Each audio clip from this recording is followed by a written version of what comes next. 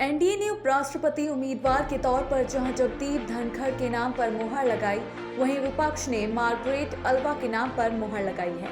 आपको बता दें कि उपराष्ट्रपति के तौर पर नामित जगदीप धनखड़ और मार्गरेट अल्वा दोनों का नाता राजस्थान से है, जहां एक और जगदीप धनखड़ का जन्म स्थान और शिक्षा राजस्थान में हुई और साथ ही राजस्थान हाई कोर्ट में सीनियर एडवोकेट भी थे।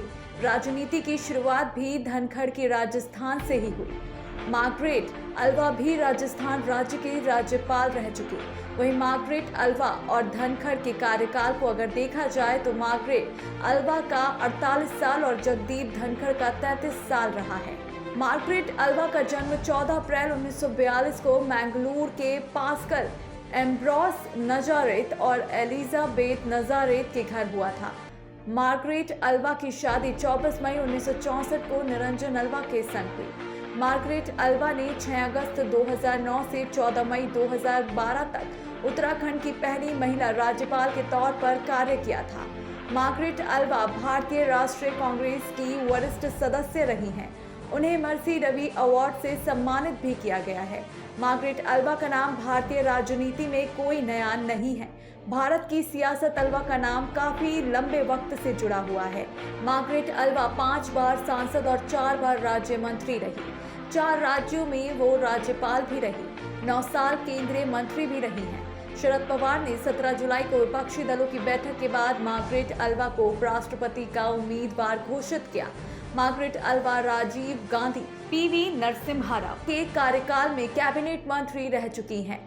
मार्गरेट अल्वा ने कांग्रेस हाईकमान पर टिकट बेचने का गंभीर आरोप 2008 में लगाया था। कर्नाटक में विधानसभा चुनाव के दौरान मार्गरेट अल्वा ने टिकट बेचने के आरोप लगाए थे, जिसके बाद कांग्रेस ने अल्वा को महासचिव पद से हटा दिया था। उस दौरान महाराष्ट्र, मिजोरम, पंजाब, हरियाणा की वो प्रभारी थी।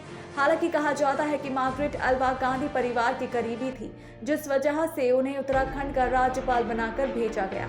मार्गरेट अल्वा ने करेज एंड कमिटमेंट किताब में इंदिरा गांधी, राजीव गांधी, नरसिम्हा राव और सोनिया गांधी को लेकर अपने अनुभव को साझा किया। इस किताब में अल्वा ने खुलासा किया है कि जब राजीव गांधी की सरकार थी, उस वक्त शाहबानो केस में सुप्रीम कोर्ट के फैसले को बाईपास करने पर जब विचार कर रही थी, तो उस वक्त अल्वा ने राजीव गांधी को सलाह दी थी कि वह मौलवियों के सामने ना झुकें और महिलाओं के अधिकारों की रक्षा के लिए सख्त डिसीजन लें। लेकिन मार्गरेट अल्वा ने लिखा है कि उन्होंने उनके सुझाव मानने से इनकार कर दिया। बीजेपी सरकार द्वारा लाया गया धर्मांतरण बिल के खिलाफ भी सबसे आगे रही हैं अल्वा। कर्नाटक सरकार की धर्मांतरण विरोधी विधेयक की उन्होंने जमकर आलोचना की थी। 6 अगस्त 2022 को उपराष्ट्रपति चुनाव है। मार्गरेट अल्वा का मुकाबला जगदीप धनखड़ से होना है। दोनों ही अपने अपने स्तर से काफी मजबूत उम्मीदवार हैं, तो देश को एक कड़ी टक्कर देखने को मिल सकती है। उपराष्ट्रपति चुनाव में दोनों के बीच मुकाबला बहुत ही रोमांचक होने वाला है।